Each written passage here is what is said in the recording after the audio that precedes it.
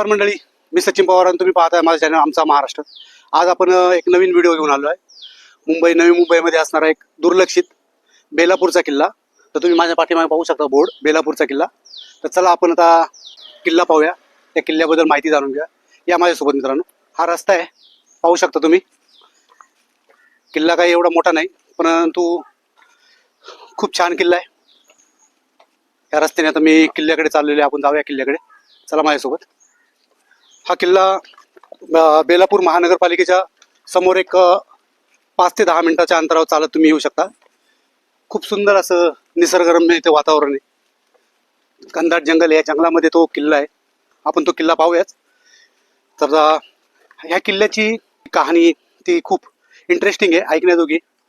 हा किल्ला जेव्हा चिमाजी आप्पा पेशवे यांच्या नेतृत्वाखाली मराठ्यांनी घेतला ना, त्यावेळेला 1733 मध्ये हा किल्ला घेतला. खाली अमृतेश्वराचं मंदिर आहे. अमृतेश्वराच्या मंदिराला मराठ्यांनी बेलाची माळ घालून नवस केला की हा किल्ला आम्हाला मिळू दे. आणि त्यामुळे या किल्ल्याला बेलापूर किल्ला हे नाव पडलं आणि याच्या आजूबाजूच्या भागाला बेलापूर हे नाव पडलं, म्हणून हा बेलापूर किल्ला. तर चला आता आपण किल्ल्याकडे चाललोय. सुंदर अशी झाडी आहे, जंगल आहे. हा किल्ला टेकडीवर आहे आणि पनवेल खाडीच्या तोंडाशी हा किल्ला बांधलेला आहे. त्या साईडला पनवेल खाडी आणि इकडे हा किल्ला आहे. हा समोर तुम्हाला दिसत असेल दुर्ग, तर हा किल्ला आहे. हा किल्ला 1560 ते 1570 मध्ये जंजिऱ्याच्या सिद्धीने बांधला होता.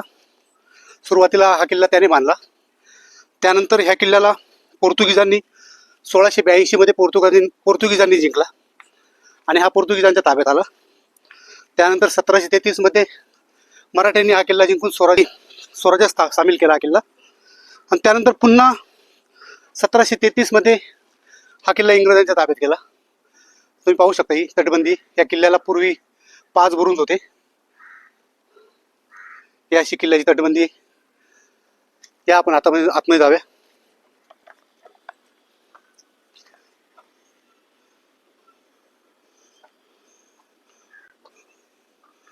तर मित्रांनो, ही आपण बुरुंजावर जाण्यासाठी या पायऱ्या तुम्ही पाहू शकता. हा बुरुंज आहे.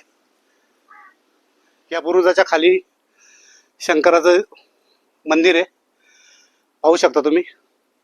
तर चला आपण आता दर्शन घेऊया आधी. ओम नमः शिवाय, ओम नमः शिवाय, ओम नमः शिवाय, ओम नमः शिवाय, ओम नमः शिवाय. खूप सुंदर अशी ती महादेवाची पिंड आहे. छत्रपती शिवाजी महाराज की जय. हर हर महादेव. चला आता आपण बाकीचा किल्ला पाहूया. ही जी पाहू शकता तुम्ही बुरुजाची तटबंदी आहे. आणि हा आतमध्ये हा किल्ल्याचा जो आतला भाग आहे तो बाले किल्ल्याचा भाग आहे. आता इथे काही राहिलं नाही.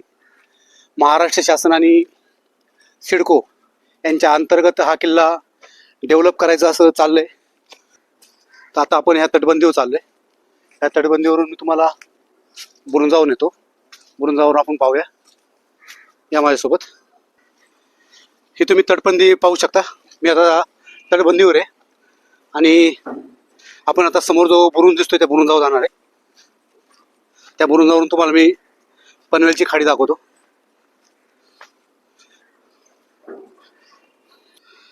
तर मित्रांनो, हा बुरुंज आहे, पाहू शकता. आणि हे खाली मंदिर मी तुम्हाला आता दाखवलं, ते मंदिर आहे. तर हा बुरुंज आहे. हा किल्ला बांधण्याचा मुख्य तो उद्देश संरक्षण असा होता. सागरी मार्गाने जो प्रवास चालायचा त्याच्यावर लक्ष ठेवण्यासाठी आणि त्याच्यावर संरक्षण करण्यासाठी. तर इथे स्वराज्याचा भगवा झेंडा फडकतोय, मोठ्या डौलाने फडकतोय. मित्रांनो, तुम्ही पाहू शकता ही पनवेलची खाडी आहे. या खाडीच्या तोंडाशीच हा किल्ला आहे.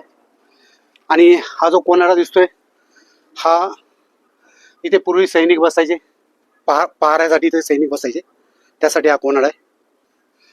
असे जागजागी कोनाड आहेत, पाहू शकता तुम्ही.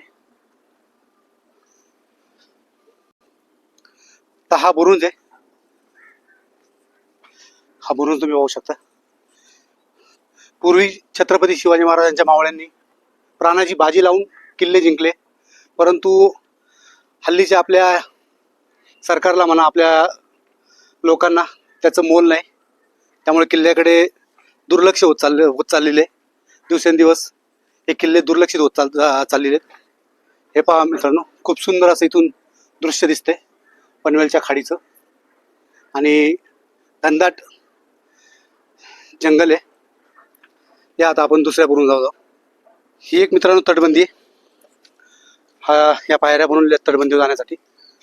माझ्या मागे तुम्ही पाहू शकता खूप जंगल आहे, असं खूप सुंदर निसर्ग आहे, फिरायला येऊ शकता तुम्ही.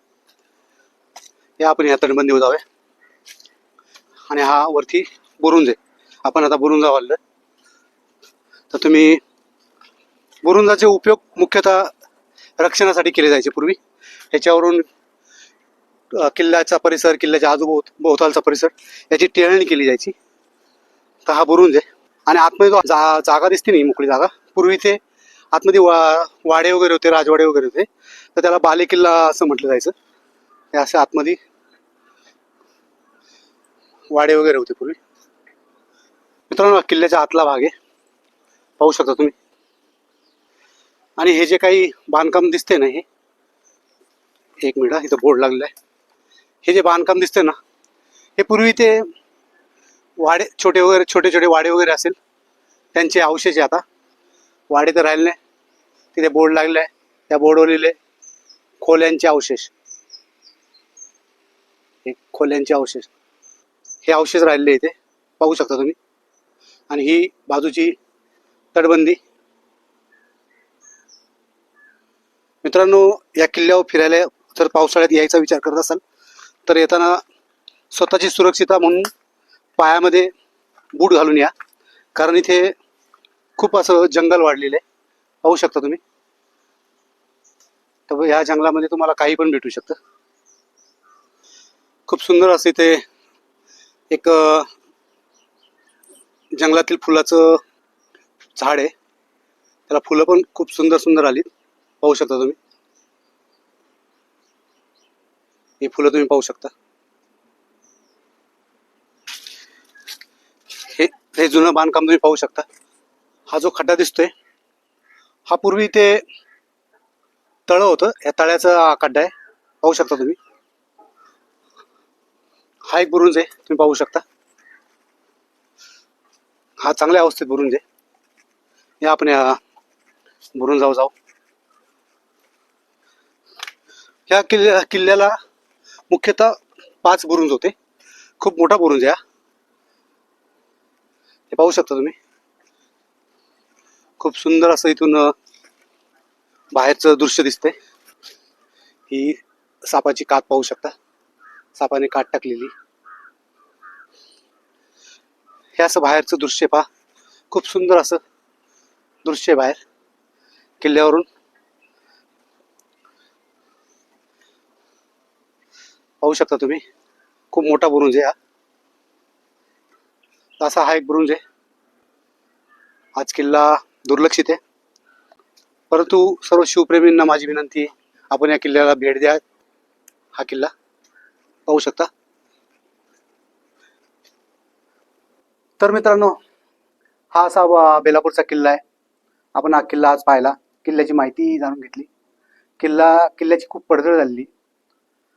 तर हा बेलापूर महानगरपालिकेच्या बिल्डिंगच्या समोरच आहे, 5 मिनिटाच्या अंतरावर हा किल्ला आहे. मानव वस्तीच्या मधोमध आलेला आहे. हा पूर्वी एका टेकडीवर किल्ला होता. तर तुम्हाला हा माझा व्हिडिओ कसा वाटला, माझ्या व्हिडिओला लाईक करा, कमेंटमध्ये मला कळू शकता, सांगू शकता. आणि ज्यांनी सबस्क्राईब नसेल केले त्यांनी सबस्क्राईब करा. तर चला मित्रांनो, हर हर महादेव, छत्रपती शिवाजी महाराज की जय.